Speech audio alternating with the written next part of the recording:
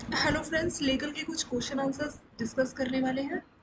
तो आज का पहला क्वेश्चन है, as per section 26 of negotiable instrument act a minor can draw endorse accept a negotiable instrument but he can not bind. यानी कोई भी जो माइनर है जिसका एज 18 प्लस नहीं है, 18 साल से कम है, तो वो क्या कर सकता है, किसी भी जो नेगोशिएबल इंस्ट्रूमेंट है, नेगोशिएबल इंस्ट्रूमेंट मतलब यहाँ से वहाँ हम उसको ट्रांसफर कर सकें। ठीक है, तो उसको इंडोर्स कर सकता है, एक्सेप्ट कर सकता है, लेकिन उसकी उसमें कोई भी टाइप की लाइबिलिटी नहीं रहेगी, but he can not bind himself. कौन? माइनर। ठीक है। नेक्स्ट क्वेश्चन है इसमें, A has granted irrevocable power of attorney in favour of B. Irrevocable power of attorney का मतलब है कि वो वापस नहीं ली जा सकती। एज पर डेफिनेशन इरिवोकेबल का मतलब यही है कि जिसको वापस नहीं ली जा सकती। तो ए ने पावर ऑफ अटॉर्नी बी के फेवर में दी है, यानी बी ए के बिहाफ पे उसको पावर मिल जाएगी फॉर 1 ईयर, 1 साल के लिए दिया। जनरली पावर ऑफ अटॉर्नी तब दिया जाता है, जैसे मान लीजिए कोई बेटा है जिसकी जॉब किसी फॉरेन कंट्री में लगी है, तो बाहर वो जॉब करता है, तो अपने फादर को इंडिया में, अपने फादर को या मदर को अपने पावर ऑफ अटॉर्नी दे दिया जाता है। आपने हाउसिंग लोन में भी देखा होगा कि उसने हाउसिंग लोन किसी बैंक से लिया हुआ है इंडिया में, और उसको फॉरेन जॉब के लिए जाना पड़ा, अपने मम्मी पापा के नाम पे पावर ऑफ अटॉर्नी देके जाता है। तो उसके पेरेंट्स आके पावर ऑफ अटॉर्नी की कॉपी दिखाते हैं, ओरिजिनल, और फिर बैंक जो है ओरिजिनल डॉक्यूमेंट्स उनके पेरेंट्स को हैंड ओवर कर देते हैं लोन क्लोज होने के बाद। अभी फॉरेन में उसका जॉब लग गया, बेटे के पास बहुत सारे पैसे आ गए, तो उसने क्या किया, जितना भी लोन था वो क्लोज कर दिया। अब उसके डॉक्यूमेंट्स पावर ऑफ अटॉर्नी क्योंकि उनके फादर के पास है, तो उनको बैंक डॉक्यूमेंट्स जो ओरिजिनल कागज है घर के वो हैंड ओवर कर सकता है लोन क्लोज के बाद। तो वैसी तो वही होता हमारा पावर ऑफ अटर्नी। तो ए ने बी के फेवर में दिए 1 साल, 1 साल के लिए बोला था कि 1 साल के लिए बी को पावर है कि वो मेरे बिहाफ पे काम कर सकते हैं। लेकिन 3 महीने बाद A revoke the power of attorney. तो रिवोक मतलब होता है वापस लेना, ये कैंसिल कर देना। तो अब ए ने वो पावर ऑफ अटर्नी कैंसिल कर दी। A cheque sign by B is presented for payment. तो बी ने एक चेक साइन किया था, क्योंकि पावर ऑफ अटर्नी में उसको पावर दी गई है, तो ए के बिहाफ पे बी ने एक चेक साइन किया था, उसको पेमेंट के लिए भेजा गया। What will you do? तो अभी आप क्या करोगे? क्या आप चेक का पेमेंट कर दोगे या आप नहीं करोगे? तो देखिए, भले ई रिवोकेबल पावर ऑफ अटॉर्नी को वापस नहीं लिया जा सकता, लेकिन अगर ए ने उसको रिवॉक कर ली है, रिवॉक के बाद क्या होगा, इसमें जनरली क्या होता है कि नोटिस दिया जाता है, नोटिस देने के बाद न्यूज़पेपर में से छपवाया जाता है, उसके बाद उसको रिवॉक किया जा सकता है। वैसे इरिवोकेबल जो है नॉर्मली उसको वापस नहीं लिया जा सकता, पर न्यूज़पेपर आप नोटिस भेज के इस तरह से उसको आप वापस कर सकते, रिवॉक कर सकते हैं। तो अभी क्योंकि वो रिवॉक हो गई है, तो आप उस चेक का पेमेंट नहीं करेंगे। ठीक है, क्योंकि पावर ऑफ अटॉर्नी विड्रॉ हो गई है मेच्योरिटी से पहले, और once it is revoke no cheque sign by agent, तो वो एक तरीके का एजेंट ही हो गया जो कि उसके बिहाफ पे काम कर रहा था। और प्रिंसिपल कौन हो गया? ए, जिसने उसको एजेंट बनाया। पावर ऑफ अटॉर्नी में यही होता है, एक टाइप का वो एजेंट उसके बिहाफ पे काम करता है। पर क्योंकि वो पावर ले ली गई है, वो रिवॉक हो गई है, तो आप चेक की पेमेंट नहीं करोगे, तो आंसर हो जाएगा नो। नेक्स्ट है, what is doctrine of ultra virus in context of limited company. Ultra vires, doctrine of ultra vires का मतलब क्या है? डॉक्ट्राइन मतलब कोई कागज, कोई दस्तावेज, और अल्ट्रा वायरस का मतलब आपकी पावर से बाहर जाके आपने कोई काम किया। तो इसका आंसर होगा an act by the director beyond the object of company. ऐसा काम डायरेक्टर ने किया जो कि ऑब्जेक्टिव नहीं था। पावर जो अल्ट्रा वायरस बताता है कि जो आपका, जो कंपनी का जो ऑब्जेक्टिव है उससे बाहर जाके आपने कोई काम किया। मान लीजिए कंपनी ने बोला हमारा ऑब्जेक्टिव है कि हम कोई फूड प्रोडक्ट्स बनाएंगे, लेकिन आपने फूड प्रोडक्ट के बदले दवाइयाँ या इस तरह की कोई बाकी चीज़ें बनाई, उसी को बोला जाता है अल्ट्रा वायरस। यानी जो आपको पावर दी है, पावर से बाहर जाके आपने काम किया। इसका फिर कोई सॉल्यूशन नहीं है। जैसे एक, जैसे जो आर्टिकल ऑफ एसोसिएशन में लिखा होता है उसका तो सॉल्यूशन होता है, पर ये जो ऑब्जेक्टिव है, किस पर्पस के लिए कंपनी को बनाया गया है, ये मेमोरेंडम ऑफ एसोसिएशन में लिखा होता है, और इसका फिर वापस में कोई सॉल्यूशन नहीं है। आपने अगर कंपनी से बाहर जाके कोई काम किया है जिसको हमने अल्ट्रा वायरस टर्म यूज़ की कि अल्ट्रा वायरस है, तो अभी क्या है, आप उसको रिवॉक नहीं कर सकते, यानी आपने जो काम किया उसका कोई सॉल्यूशन नहीं, उसको आप सुधार, उस मिस्टेक को आप नहीं सुधार सकते। ठीक है, वही होता है डॉक्ट्राइन ऑफ अल्ट्रा वायरस। यानी हमने अपने ऑब्जेक्टिव से बाहर जाके कोई काम किया, हमारे डायरेक्टर ने कोई काम किया, उस सब को बोला जाता है अल्ट्रा वायरस। नेक्स्ट क्वेश्चन है, a minor who was admitted to the benefits of partnership has become aged. तो एक माइनर जिसको, माइनर भले एज 18 साल से कम हो, पर उनको बेनिफिट्स के लिए पार्टनरशिप जो फर्म है उसके लिए उसको मेंबर बनाया जा सकता है, पार्टनर बनाया जा सकता है। तो उसको बोला है कि अभी वो मेजर हो गया, अब उसका एज 18 प्लस हो गया। With in how much time he has to decide to remain partner in firm और नॉट। तो वो पार्टनरशिप फर्म का मेंबर रहना चाहता है, नहीं रहना चाहता है, तो उसको कितना टाइम दिया जाता है। इस स्लाइड में दो क्वेश्चन इंपॉर्टेंट है, एक तो ये डॉक्ट्राइन वाला पूछते हैं काफ़ी ज़्यादा, और ये वाला क्वेश्चन भी इंपॉर्टेंट है। तो वो टाइम है 6 मंथ। तो जब भी वो मेजर हुआ उसके 6 महीने के अंदर में उसको डिसाइड कर लेना है। और 6 month of knowing that he is the partner in the firm which ever is litre. तो अगर उसको इन्फॉर्मेशन नहीं है थी कि वो पार्टनर था, तो उसका 6 महीने का टाइम दिया जाएगा, या जैसे ही वो मेजर बनता है उसके 6 महीने के अंदर विच इज लिटर, जो भी बाद की डेट है उस डेट तक का उसके पास टाइम रहेगा, किसके पास, माइनर के पास, कि वो डिसाइड कर सके कि वो पार्टनरशिप फॉर्म का मेंबर रहना चाहता है या नहीं रहना चाहता। नेक्स्ट है बोला which type of crossing is required to be done if drawer wants that in case of endorsement the title of transfer of cheque should not better than the title of transfer. तो उस तरह की endorsement को क्या बोला जाता है, उस तरह की क्रॉसिंग को क्या बोला जाता है, जहाँ पे क्या होता है कि जो ड्रॉर है उसने कोई भी इंडोर्समेंट की, ठीक है, तो the title of transferee of the cheque should not better, तो जो ड्रॉर है उसको बेटर टाइटल मिले कंपेयर टू इंडोर्सी को, या ड्रॉर से ज़्यादा बेटर टाइटल किसको मिले, ड्रॉई से ज़्यादा बेटर टाइटल ड्रॉर को मिले, जिसने ट्रांसफ़र की उसको ज़्यादा बेटर टाइटल मिले, उसको बोला जाता है नॉट नेगोशिएबल क्रॉसिंग। यानी अब आगे उसको कहीं नहीं भेजा जा सकता, ठीक है, आगे वो जिसको क्रॉसिंग करके आपने वो इंस्ट्रूमेंट दिया तो वो आगे कहीं पे भी नेगोशिएट नहीं कर सकता है, उसको बोला जाता है नॉट नेगोशिएबल क्रॉसिंग, ठीक है। या इसको अगर हम एक लैंग्वेज में बोलना चाहें तो ये वही है कि जो ड्रॉर है, ही वॉन्ट्स, ड्रॉर मतलब जिसने वो इंस्ट्रूमेंट लिख के दिया है, जिसने उस पर साइन किए, अगर जिसने साइन किया उस इंस्ट्रूमेंट वो चाहता है कि उसने इंडोर्स नहीं की, इंडोर्स मतलब किसी और को अपना जो है ट्रांसफ़र किया, वो चाहता है कि इंडोर्समेंट के बाद जो transfer, the title of transfer of the cheque should not better than the title of transfer. तो जो ट्रांसफर है जिसको उसने ट्रांसफ़र किया उसके पास बेटर टाइटल ना, बेटर टाइटल यानी कि जिसको आपने भेजा, मान लीजिए दो फ्रेंड है ए और बी, ए ने चेक लिखा और उसने उसको एंडोर्स करके बी को दे दिया, तो ए हो गया ड्रॉर, बी उसको किसी और को नहीं दे सकता, ठीक है, यानी बी हो गया ट्रांसफरी और ट्रांसफर हो गया ए जिसने, जो कि ड्रॉर है। तो जो ड्रॉर है वो चाहता है कि आगे उसको अच्छा टाइटल ना मिले, बेटर टाइटल ना मिले, इसका ये मतलब हुआ कि जो ड्रॉई है बी, या ये बोलिए जो ट्रांसफरी है जिसको जिसको ट्रांसफर हुआ चेक, जिसको मिला है इंडोर्समेंट के तहत, वो आगे किसी और को ये चेक आगे इंडोर्समेंट ना कर सके, उसको बोला जाता है नॉट नेगोशिएबल क्रॉसिंग, ठीक है, यानी आगे उसको इंडोर्समेंट ना किया जा सके। और नेगोशिएबल क्रॉसिंग क्या होगा कि आगे उसको इंडोर्स कर सके, वो हो गया नेगोशिएबल, और नॉट नेगोशिएबल हो गया जिसको आगे इंडोर्समेंट ना किया जा सके। नेक्स्ट क्वेश्चन है in case of dishonour of cheque due to insufficient fund. तो एक चेक डिसऑनर हो गया क्योंकि फंड पूरा नहीं था, इनसफिशिएंट था।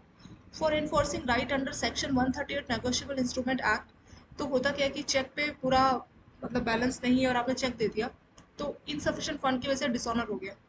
तो section 138 of negotiable instrument act के तहत ये पावर रहती है कि आप उसके खिलाफ, ड्रॉर यानी जिसने चेक लिखा उसके खिलाफ आप नोटिस भेज के उसके खिलाफ आप कोर्ट केस कर सकते हैं कि इसने ऐसा चेक दिया जिस अकाउंट में बैलेंस नहीं था। तो टाइम ड्यूरेशन क्या रहता है, 30 days from date of receipt of notice regarding dishonour of cheque. 30 दिनों का टाइम है कि 30 दिनों के अंदर अंदर जो भी आपका नोटिस मिला है डिसऑनर का, तो आपको उसका पेमेंट करना है। तो वही लिखा है in case of dishonour of cheque due to insufficient for enforcing right under. तो 138 सेक्शन के अंदर आप कुछ भी अगर चाहे उसके खिलाफ एक्शन लेना चाहे तो उसके लिए आपको नोटिस भेजना पड़ेगा और 30 दिनों का वेट करना पड़ेगा, ठीक है। तो 30 दिनों के अंदर अगर नोटिस मिला डिसऑनर का, 30 दिनों के बाद ही आप उसके खिलाफ कुछ एक्शन ले सकते हैं। यानी आपको कुछ इन्फॉर्म तो करना पड़ेगा ना, बिना इन्फॉर्म के आप कहीं पे भी नहीं जा सकते, ठीक है। कोई भी राइट इन्फोर्स करना चाहते हैं तो उसके लिए आपको नोटिस भेजना पड़ेगा, और जब भी आप नोटिस भेजेंगे उसके 30 दिनों के अंदर वेट करेंगे। 30 दिनों तक अगर कस्टमर ने वो पेमेंट नहीं किया, मान लीजिए लोन के लिए वो चेक दिया गया था लोन की रिपेमेंट के लिए, तो अभी देखा कि चेक में तो बैलेंस नहीं है, अब कैसे लोन का रिपेमेंट होगा, ईएमआई कैसे पे होगी, तो बैंक ने नोटिस भेजा 138 सेक्शन के तहत।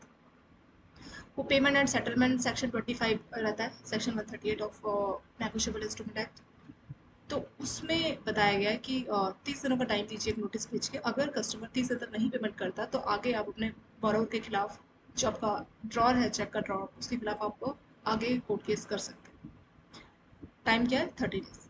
नेक्स्ट है limitation period for filing case in case of dishonour of cheque due to insufficient fund. तो इनसफिशिएंट फंड के लिए आप फाइल करना चाहते हैं केस, तो उसका लिमिटेशन पीरियड क्या है, 1 month from date of cause of action, तो उसके 1 महीने के अंदर अंदर आप कर सकते हैं। नेक्स्ट है objective for which a company has been formed. तो क्या ऑब्जेक्टिव, कंपनी को बनाने का ऑब्जेक्टिव किस डॉक्यूमेंट में लिखा जाता है, उस डॉक्यूमेंट का नाम है मेमोरेंडम ऑफ एसोसिएशन। और एक सबसे मोस्ट इंपॉर्टेंट डॉक्यूमेंट होता है किसी कंपनी का, और बोर्ड ऑफ डायरेक्टर की क्या पावर रहेगी, वो रहता है आर्टिकल ऑफ एसोसिएशन में। ठीक है, तो ऑब्जेक्टिव जो बताता है किस पर्पस के लिए कंपनी को बनाया गया, इसका क्या ऑब्जेक्टिव है, क्यों हमने बनाया, क्या वो एक्टिविटी करेगी, क्या वो फार्मास्यूटिकल प्रोडक्ट बनाएगी या फूड रिलेटेड प्रोडक्ट्स बनाएगी, क्या वो करेगी, प्रिंटिंग का काम करेगी, क्या उसकी ऑब्जेक्टिव है, क्या पर्पस है, ये सारा इन्फॉर्मेशन आपको मिलेगा memorandum of association. Next question है full form of BCBS in Basel committee. So BCBS का फुल फॉर्म क्या है, Basel committee on banking supervision. ठीक है, तो ये बैंकों के लिए प्रॉपर सुपरवाइज करने का काम करती है कौन, Basel committee on banking supervision. Next है direct impact of increase in CRR. तो अगर बैंक ने सीआरआर बढ़ा दिया, सॉरी आरबीआई ने सीआरआर बढ़ा दिया तो क्या इम्पैक्ट पड़ेगा। सीआरआर होगा कैश रिजर्व, होता है कैश रिजर्व रेशो। ये वो रेशो होता है हर बैंकों को जो भी कस्टमर डिपॉजिट देता है उसका 3.5 या 4% जितना भी सीआरआर रेट आरबीआई डिसाइड करता है, तो उतना पैसा कैश की फॉर्म में, मतलब आरबीआई के पास हर बैंक का अकाउंट है वहाँ पे मेंटेन करना होता है, उसको बोला जाता है सीआरआर। तो अगर सीआरआर बढ़ गया, मान लीजिए पहले सीआरआर था 3.5, अभी 4 हो गया, तो हर बैंक को जो भी 100 रुपये का डिपॉजिट आएगा, पहले वो 3.5 रुपये आरबीआई के अकाउंट में रखता था, अब उसको 4 रुपये रखना पड़ेगा कैश या फिर अकाउंट में। मतलब आरबीआई के पास हर बैंक अपना अकाउंट खोलते तो उस अकाउंट में इतना बैलेंस रखना पड़ेगा। ये तो सिर्फ 100 रुपये की बात है, बैंकों के पास करोड़ों के डिपॉजिट होते तो अब आधा परसेंट बढ़ने से बहुत बड़ा ज़्यादा फर्क पड़ेगा। तो उससे क्या होगा, लिक्विडिटी कंट्रोल। लिक्विडिटी क्या होता है, कैश। मार्केट में लोगों के पास कितना पैसा है, बैंक कितना लोन उनको दे रहे हैं, उसको बोला जाता है लिक्विडिटी। तो क्योंकि अभी ज़्यादा पैसा बैंकों को आरबीआई के पास रखना पड़ेगा, तो उस केस में क्या होगा, लोगों के लिए बैंकों के पास कम पैसा बचेगा, क्योंकि आधा परसेंट करोड़ों का आधा परसेंट बहुत ज़्यादा हो जाता है, तो लोगों को बैंक कम लोन देगा, इसलिए लोगों के पास पैसा कम होगा, तो इससे लिक्विडिटी कंट्रोल की जाएगी। ठीक है, तो आरबीआई इसी तरह का डिसीजन लेता है अगर उसको लगता है मार्केट में बहुत ज़्यादा लिक्विडिटी, लोगों के पास बहुत ज़्यादा पैसा है, क्योंकि बहुत ज़्यादा पैसा है तो उसकी वैल्यू कम हो जाएगी, इन्फ्लेशन आ सकता है। तो इसीलिए आरबीआई ये कुछ टूल्स यूज़ करता है, सीआरआर और repo rate, reserve repo rate, इस तरह के इनकी हेल्प से ही जो है कंट्रोल करता है लिक्विडिटी को आरबीआई मार्केट से। नेक्स्ट क्वेश्चन है bank can not issue demand draft payable to bearer as per provision. तो बैंक जो डीडी है वो बियरर वाला डीडी नहीं इशू कर सकते, क्यों, क्योंकि जो डीडी बियरर हो जाएगा तो वो तो नोट हो जाएगा, पैसा, पैसा भी तो एक टाइप का डीडी है, मतलब जो भी बियरर जिसके पास ये पैसा होता है वो उससे कुछ भी खरीद सकता है। तो अगर डिमांड ड्राफ्ट बियरेबल वाले होने लगे, मतलब जिसके हाथ में भी डिमांड ड्राफ्ट रहेगा उसको पैसा मिल जाएगा, तो वो कैश के इक्विवेलेंट होगा, और कैश इस तरह से नहीं इशू कर सकता बैंक। इसको कहाँ पे बोला गया, सेक्शन 31 ऑफ आरबीआई। तो बियरर वाला डिमांड ड्राफ्ट नहीं रहेगा, डिमांड ड्राफ्ट एक पर्टिकुलर अकाउंट रहता है और उस अकाउंट वाले पर्सन को ही वो पैसा मिलता है। ठीक है, तो ऐसे ही नहीं कि बियरर मतलब जिसके भी हाथ में डीडी उसको भी पैसा मिले, वो नहीं हो सकता, क्योंकि अगर ऐसा होने लगा तो ये कैश माना जाएगा। डीडी मान लीजिए 50,000 का है तो उसको कंसिडर कर लिया जाएगा कि 50,000 का कैश है, क्योंकि जिसके भी हाथ में डीडी जाएगा वो उससे पैसा ले सकता है, क्योंकि बियरर है वो। ठीक है, बियरर मतलब जिसके भी हाथ में उसको पैसा मिल जाएगा, तो वो नोट हो जाएगा, तो बैंक इसे नोट इशू नहीं कर सकते। इसीलिए डिमांड ड्राफ्ट पेयर वाले बैंक इशू नहीं कर सकता, और उसको कौन से प्रोविजन में बोला गया है, सेक्शन 31 ऑफ आरबीआई, उसमें बोला गया कि बैंक बेरर वाले डिमांड ड्राफ्ट इशू नहीं कर सकता। वो पावर सिर्फ आरबीआई के पास है। ठीक है, क्योंकि आरबीआई पैसा इशू करता है, तो डिमांड ड्राफ्ट एक टाइप का पैसा ही हो जाएगा अगर वो बेरर रहता है। नेक्स्ट है grace period is allowed. Grace मतलब 3 दिन कुछ टाइम का आपको एक्स्ट्रा ड्यूरेशन दे दी है पेमेंट के लिए। वो किस केस में अलावा, यूजर्स बिल और यूजर्स प्रोमिसरी नोट। तो यूजर्स मतलब कुछ देरी के बाद आप पेमेंट कर सकते हैं, या यूजर्स प्रोमिसरी नोट कुछ टाइम बाद आप पेमेंट कर सकते हैं, तो वहाँ आपको ग्रेस पीरियड दिया जाता है। नेक्स्ट है इंडियन बैंक को कितना कैपिटल एडिक्वेसी रखना पड़ता है। तो हुआ क्या था कि बेसल कमेटी ने बोला था हर बैंकों को कि आप 8% रखिए, पर इंडिया में आरबीआई ने बैंकों को इंस्ट्रक्शन दिया है कि 9% आपको रखना पड़ेगा, जो कि कैपिटल एडिक्वेसी रेशियो। ठीक है, तो बैंकों को अपना जो है 9% जो भी इसका अमाउंट रहता है वो as a capital adequacy ratio की तरह रखना पड़ता है। नेक्स्ट है for its implemented the complaint should accept the award given by ombudsman with. तो होता क्या है, ऑम्बड्समैन के पास गया, किसी पर्सन ने कोई कंप्लेन की बैंक की किसी फैसिलिटी से या सर्विस से खुश नहीं था, तो उसने कंप्लेन की। अब वो ओम्बड्समैन के पास गया, कौन, जिसने कंप्लेन किया। ओम्बड्समैन हो गया सीजीएम जीएम, इस पोस्ट के लोग होते हैं जो कि बैंकिंग ओम्बड्समैन के चेयरमैन होते हैं। तो उसने एक डिसीजन सुना है, उस डिसीजन का नाम है अवार्ड। उसका अवार्ड मिला, तो जो कंप्लेन है उसके पास, उसको इम्प्लीमेंट किया जाएगा, बैंक उसको इम्प्लीमेंट करेंगे। लेकिन कंप्लेन जो कंप्लेनेंट है जिसने कंप्लेन की है, तो उसको उस अवार्ड को एक्सेप्ट करना पड़ेगा कि हाँ मैं खुश हूँ, आपने जो डिसीजन सुना है मेरे को वो डिसीजन सही लगा, ऐसा करके अपनी सहमति देनी पड़ेगी। तो जो कंप्लेनेंट है उसके पास कितने दिन का टाइम होता है, वो है 30 days. 30 days of receipt of copy forward. तो जब अवार्ड मिलेगा तो उसके 30 दिनों के अंदर अंदर कंप्लेंट को बताना पड़ता है कि उसने अवार्ड को एक्सेप्ट किया है, और फिर बैंक उसको इम्प्लीमेंट करता है। नेक्स्ट क्वेश्चन है, in case of wrongful dishonour of cheque to whom the bank is liable. तो कोई मान लीजिए डिसऑनर हो गया, चेक पेमेंट नहीं थी, पैसा नहीं था, इस वजह से डिसऑनर हो गया। रॉन्गफुल मतलब बैंक की गलती की वजह से डिसऑनर किया, ठीक है, पैसा था पर गलती की वजह से डिसऑनर कर दिया, तो बैंक किसको लायबल होगा? तो जो ड्रॉर है, यानी जिसने चेक लिखा है, जिसमें साइन है चेक के, जिस पर्सन के साइन है चेक के, उसको बोला जाता है ड्रॉर। तो सिर्फ ड्रॉर को ही बैंक जो है लायबल होगा, ठीक है। ड्रॉर को अगर किसी टाइप का लॉस हुआ, उसके इसमें बैंक ड्रॉर को भरपाई करेगा, ठीक है। तो वो हो गया ड्रॉर के लिए ही बैंक। अगर बैंक अपनी गलती से रॉन्ग मतलब गलती से डिसऑनर कर देता है, तो जो ड्रॉर ऑफ चेक है सिर्फ उसके लिए ही बैंक लायबल होगा और किसी के लिए नहीं होगा। मान लीजिए बीच में 2 या 3 अलग पार्टियाँ थी, तो उनके लिए बैंक रिस्पॉन्सिबल नहीं रहेगा, लेकिन जो चेक का ड्रॉर है, जिसमें जिसके साइन है चेक के, मतलब चेक को नेगोशिएबल इंस्ट्रूमेंट की तरह इंडोर्समेंट कर दिया गया, तो अलग अलग पार्टीज थी, तो जो ड्रॉर है वो सिर्फ उसी को, यानी जिसके साइन है चेक में, सिर्फ उसी के लिए बैंक लायबल रहेगा। If if a date on cheque is prior to date of presentation. मान लीजिए आज किसी ने कोई चेक का प्रेजेंट किया और उसकी डेट प्रेयर है, मान लीजिए आज है 5 तारीख, और चेक में डेट लिखा है फर्स्ट मार्च। तो 5 मार्च को चेक बैंक के पास आया, बैंक ने देखा, लेकिन वो जो डेट है चेक पे वो है 1 मार्च। उसको क्या बोला जाता है? उसको बोला जाता है एंटी डेटेड चेक। एंटी मतलब पुराना डेट, पर इसमें कोई प्रॉब्लम नहीं है, 3 महीने तक का आप देख सकते हैं। मतलब आज की जो भी डेट है उससे 3 महीने तक का, 3 महीने पहले तक की डेट वैलिड रहती है, उसमें कोई परेशानी नहीं है। 3 महीने से ज़्यादा जो है वो आउटडेट हो जाता है, फिर उसको बैंक पेमेंट नहीं कर सकता, ठीक है।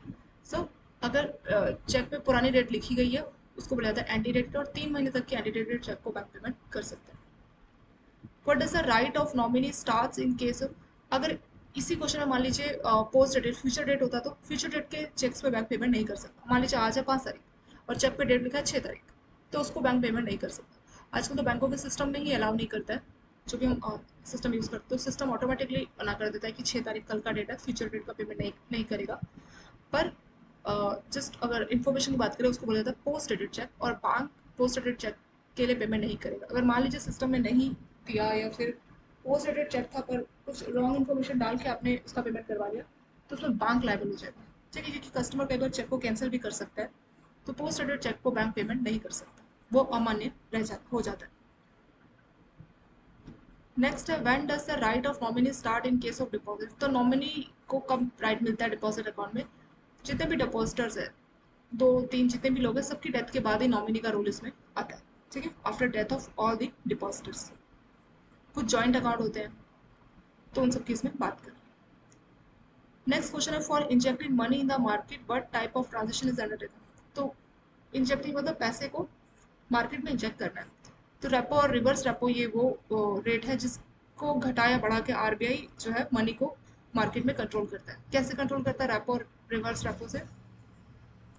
रेपो रेट उसको बोला जाता है, अगर किसी भी बैंक को पैसा चाहिए तो आरबीआई से वो लोन लेता है, और आरबीआई लोन बैंकों को फ्री में नहीं देता, वो कुछ इंटरेस्ट चार्ज करता है, उस इंटरेस्ट को बोला जाता है रेपो रेट। रिवर्स रेपो कौन सा रेट है? ये दोनों इंटरेस्ट रेट है, ठीक है, रेपो और इंटरेस्ट। ये रिवर्स रेपो क्या होता है? बैंकों के पास बहुत ज़्यादा एक्स्ट्रा पैसा है, बहुत ज़्यादा पैसा है, मार्केट में कोई डिमांड नहीं है लोग की, बैंकों ने इतना सारा डिपॉजिट ले लिया जिसमें वो 3 या 4%, अगर सिंपल डिपॉजिट है, अगर एफडी है तो 6 या 7% पे कर दो, लेकिन वो पैसा ऐसे ही पड़ा हुआ है बैंकों के पास, उसको कहीं भी इन्वेस्ट नहीं कर पा रहा बैंक। अब बैंक क्या करेगा? वो इन्वेस्ट नहीं कर पा रहा, तो एक दूसरा ऑप्शन है कि आरबीआई के पास बैंक उस पैसे को रखवा सकता है, और आरबीआई बैंकों को इंटरेस्ट पे करता है, उसको बोला जाता है रिवर्स रेपो रेट, ठीक है। बुक में लिखा होता है कि आरबीआई बैंकों से लोन लेता है, पर वो करेक्ट वर्ड नहीं है लोन लेना, क्योंकि आरबीआई को पैसे का ज़रूरत नहीं रहता है। पर हाँ, मार्केट में लिक्विडिटी को कंट्रोल करने के लिए आरबीआई बोलता है कि ठीक है, ये पैसा आप मेरे साथ रखवा लीजिए और मैं आपको इसमें इंटरेस्ट पे करूँगा, ठीक है, वही होता है रिवर्स रेपो रेट। तो रेपो रेट हो गया, बैंकों के पास पैसा नहीं है तो वो आरबीआई से लोन लेता है, आरबीआई बैंकों को पैसा देता है, तो इंटरेस्ट भी चार्ज करता है, उसको बोला था रेपो रेट। रिवर्स रेपो, बैंकों के पास एक्स्ट्रा पैसे हैं, तो आरबीआई जो क्योंकि सुपरवाइजर है, वो प्रॉपर बैंकों को सुपरवाइज करता है, वो देखता है कि बैंकों को कोई परेशानी नहीं होनी चाहिए, और बैंकों को बहुत ज़्यादा अगर लॉस हो जाता है तो उससे बैंकों को फाइनली परेशानी झेलनी पड़ सकती है, और उससे मार्केट में इकोनॉमिक में भी बहुत दिक्कतें हो सकती है, अगर बैंक इस तरह से बैंकरप्ट होते हैं, कोई उनको परेशानी होती है, तो ये पूरा कंट्रोल करना आरबीआई के पास रहता है, प्रॉपर कंट्रोलर रहता है आरबीआई। तो इसीलिए बैंक क्या करता है, जो एक्सेस सरप्लस फंड रखा हुआ है बैंकों के पास, तो वो आरबीआई के पास रखा सकते हैं, और उसमें आरबीआई उनको इंटरेस्ट रेट पे करता है। और एक बात आप याद रखिए कि रेपो और रिवर्स रेपो का डिफरेंस हमेशा 1 होगा, यानी अगर आरबीआई बैंकों से लोन लेगा तो 5% ले रहा है एग्जाम्पल, तो रिवर्स रेपो किसी दूसरे बैंक का एक्सेस पैसा अपने पास रख रहा है तो ये एक कम रहेगा, यानी कि अगर बैंकों को लोन लेगा अगर 5% चार्ज कर रहा है तो बैंक एक्सेस पैसा आरबीआई के पास रखवाएंगे तो वो 4% ही पे करेगा। ठीक है, ये हमेशा रिवर्स रेपो हमेशा रेपो रेट से कम रहता है। तो इससे मार्केट की लिक्विडिटी को कंट्रोल कर सकता है। कैसे कर सकता है? मान लीजिए रेपो रेट बढ़ा दिया मतलब अगर बैंक आरबीआई से लोन लेने जाएंगे तो क्या होगा, उसको ज़्यादा पे करना पड़ेगा, तो बैंक आरबीआई से लोन कम लेंगे और आरबीआई से लोन कम लेंगे तो बैंकों के पास पैसा कम रहेगा तो मार्केट में भी कम पैसा देंगे। ठीक है, तो मार्केट में लिक्विडिटी कंट्रोल होगी।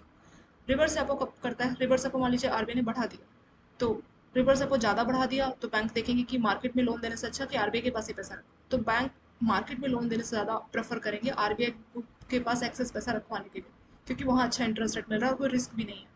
तो मार्केट में लोन बैंक कम देंगे। ठीक है, मार्केट में लोन कम देंगे तो लोगों को पैसा कम मिलेगा, तो इससे लिक्विडिटी कंट्रोल हो सकती है।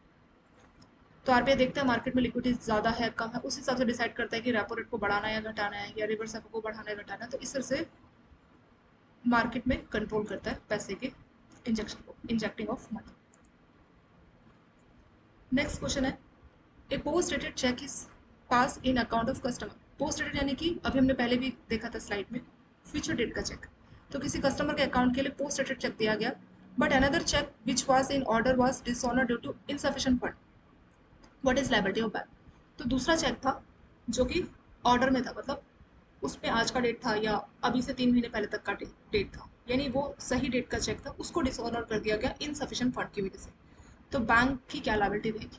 तो पहली बात, पोस्ट डेटेड चेक तो बैंकों को नहीं पास करना था क्योंकि वो फ्यूचर जब तक डेट नहीं होती उस डेट के बाद ही बैंकों को उसका पेमेंट करना था, लेकिन बैंक ने पोस्ट डेट को पहले से पेमेंट कर दिया, इसकी वजह से बैलेंस पूरा नहीं रहा और जो अभी का नॉर्मल डेट का जो चेक मिला विच वॉज इन ऑर्डर उसको बैंक ने डिसऑनर कर दिया, तो इसमें पूरी तरह से बैंक ही लाइबल होगा। आंसर देखते हैं, bank is liable to the drawer for paying post dated check.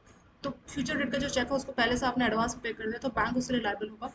As bank is not justified in paying post, क्योंकि ये जस्टिफिकेशन सही नहीं है कि बैंक फ्यूचर डेट के चेक का पेमेंट करे। ठीक है, तो फ्यूचर डेट का बैंक चेक का पेमेंट नहीं कर सकता, पुरानी डेट का कर सकता है पर वो 3 महीने से ज़्यादा पुराना नहीं होना चाहिए, मैक्सिमम 3 महीने पुराने का कर सकता है और पोस्ट डेट का नहीं कर सकता। The bank will be liable to drawer for damage on account of wrongful. तो बैंक ने जो चेक ऑर्डर में था उसको डिसऑनर कर दिया तो इसके लिए बैंक लाइबल माना जाएगा। ठीक है, तो बैंक रिस्पॉन्सिबल रहेगा, उसको पेमेंट करनी पड़ेगी। नेक्स्ट क्वेश्चन है, which type of preferential shares are traded. तो टीयर 1 टीयर 2 कैपिटल होती है, तो उसमें जो बैंकों के perpetual non cumulative preferential shares होते हैं वो टीयर 1 में काउंट किए जा सकते हैं। ठीक है, perpetual non cumulative preferential share, preferential मतलब इनको नॉर्मल शेयर से ज़्यादा प्रेफरेंस दी जाती है। नेक्स्ट है, customer of your bank ask for cash payment of cross DD, what would you do.